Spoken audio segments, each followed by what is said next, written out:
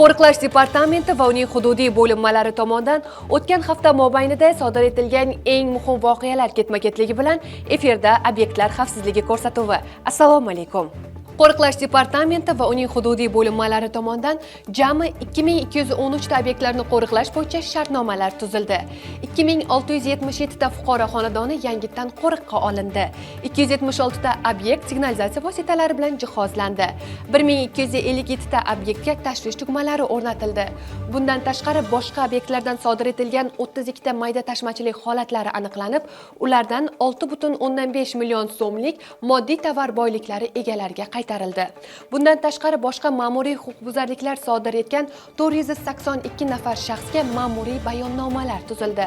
Qo'riqlash bo'linmalarining tezkor harakatlanuvchi guruhlari tomonidan jami 203 ta chiqishlar amalga oshirildi. Shulardan tashvish tugmalarini bosish bilan bog'liq holatlar 196 tani tashkil etsa, 172 tasida jamoat tartibini buzish holatlarining oldi olingan. 102 tizimiga kelib tushgan xabarga asosan hududiy ichki ishlar organlari navbatchilari xabariga ko'ra 7 ta chiqishlar sodir etilgan. Bizni kuzatishda davom eting. Xayr, salomat bo'ling.